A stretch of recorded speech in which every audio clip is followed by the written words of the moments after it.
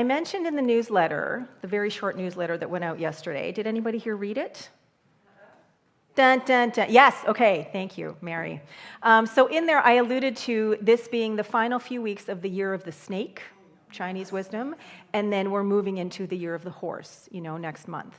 And so I can't remember who said it, but it was within the last week, someone said, the snake is shedding its final bits of skin right now. And it's when a snake sheds its skin, it's extremely painful.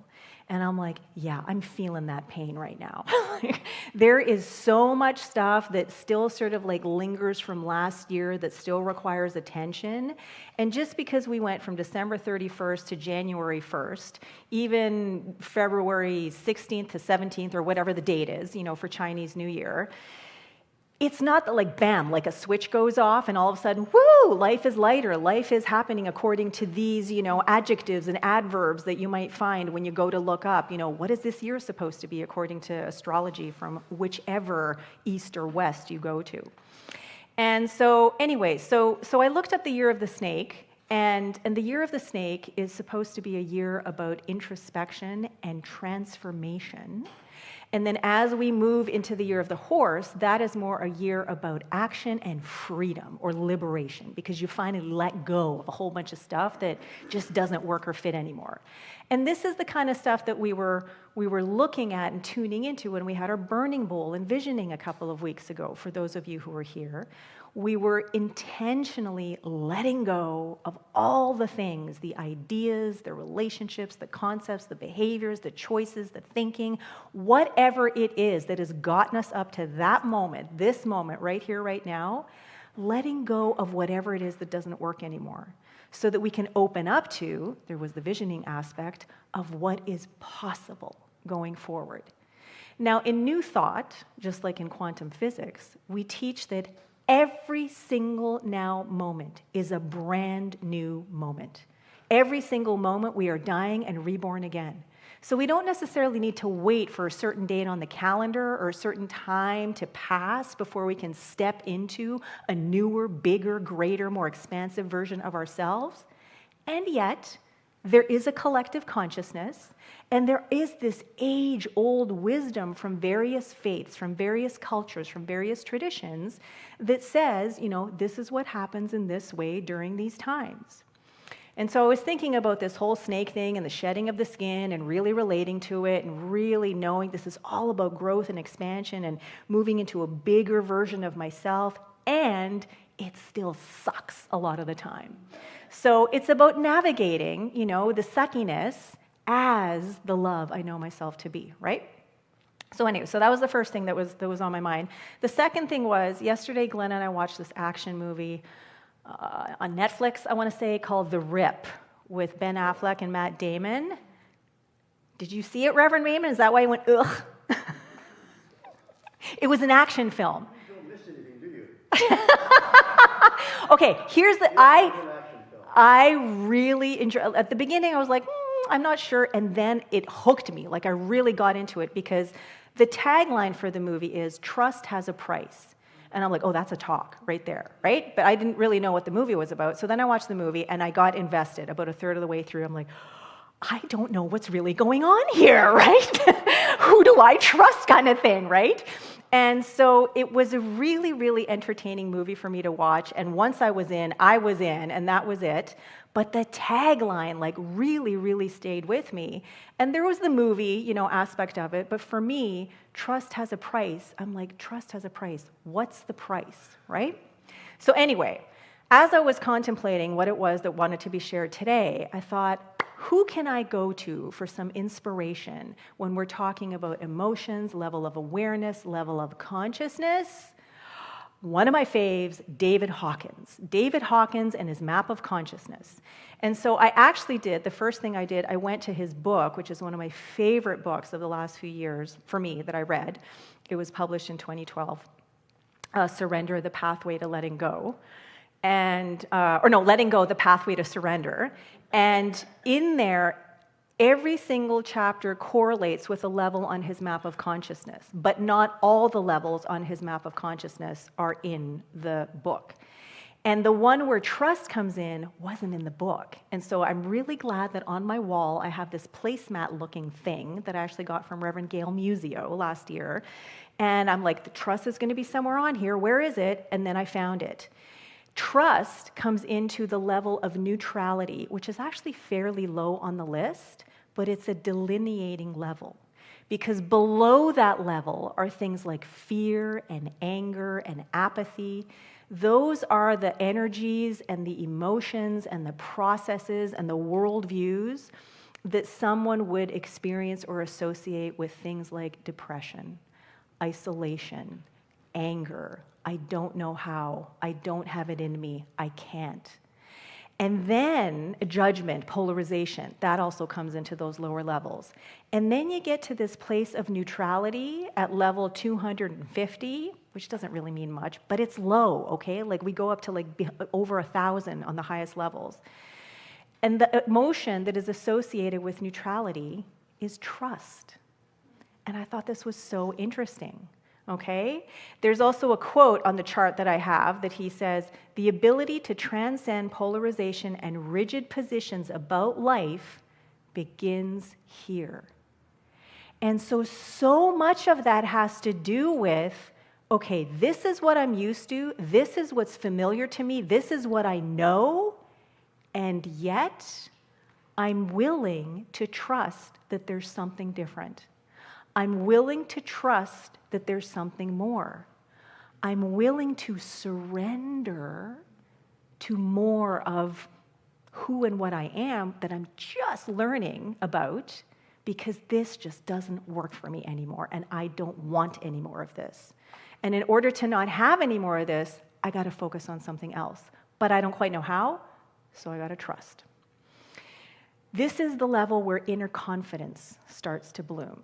This is the level where you're no longer, or at least less interested in conflict, in judgment of self, others, and situations, and things like competition and guilt.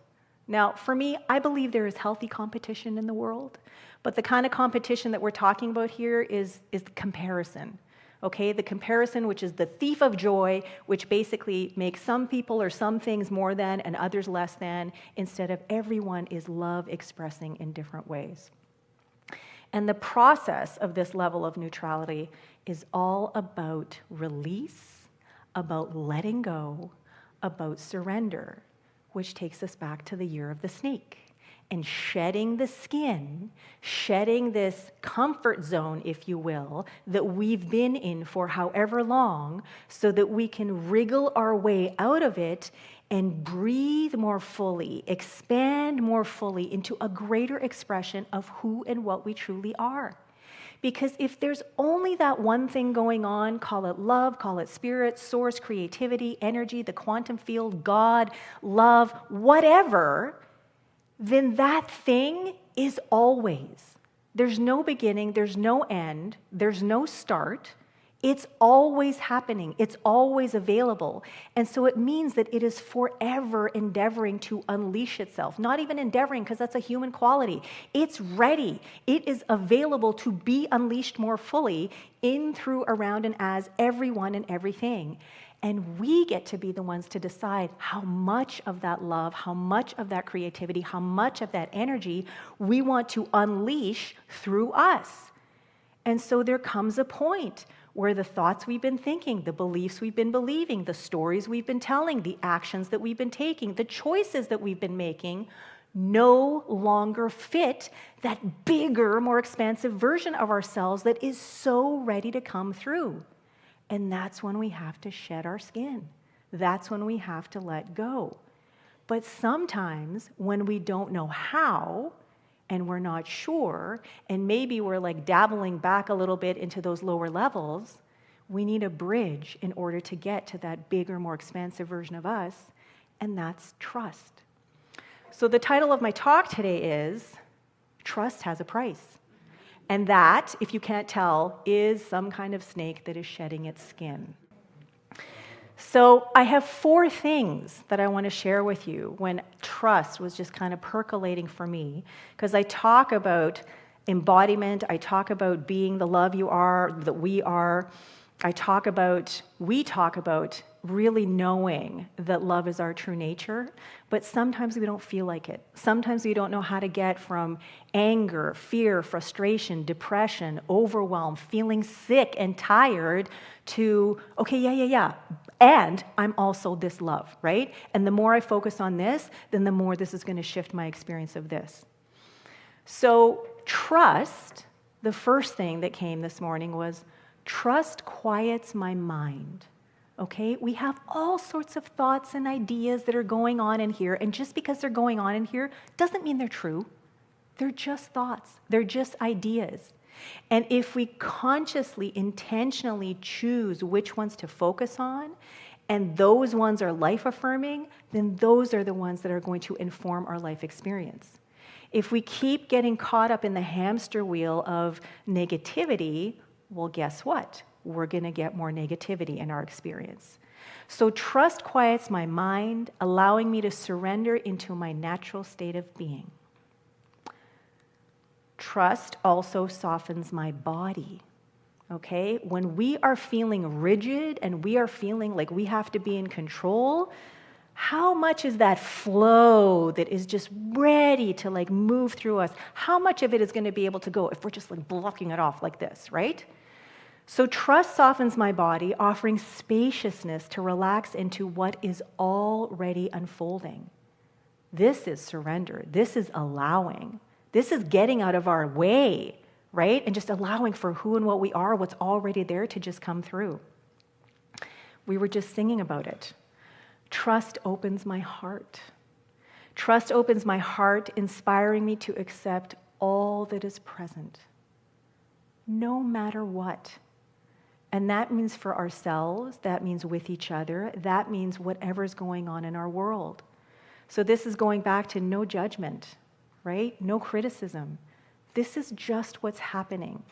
And I get to decide how much love I'm going to pour on this situation, how much love I'm going to show up as.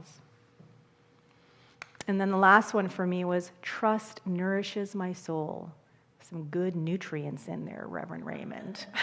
Trust nourishes my soul, empowering me to let go of who I thought I was so that I can live more wholly as the love I know myself to be. There is so much evidence. There are so many arguments to be made. There are so many things vying for our attention at any given moment to argue for our limitations. You're only human.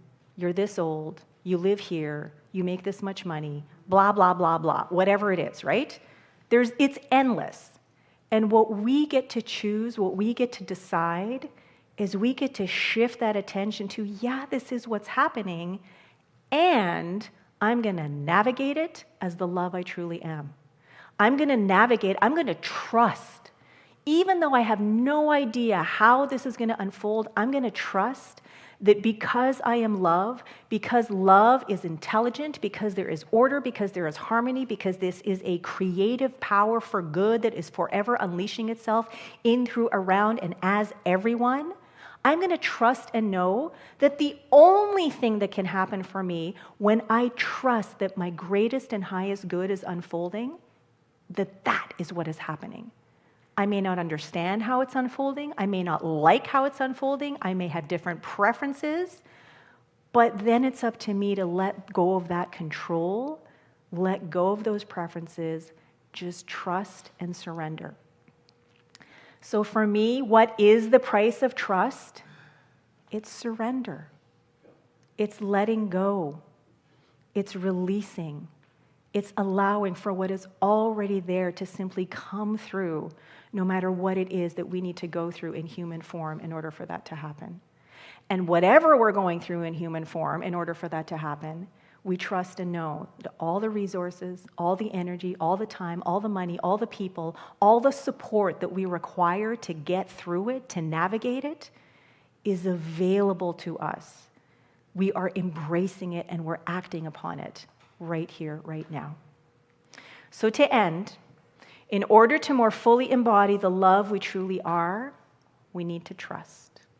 And in order to trust, We need to let go, surrender, and release everything that has been so that we can open up to the newer, greater, more expanded version of us that is always ready to come through. Thank you, and so it is.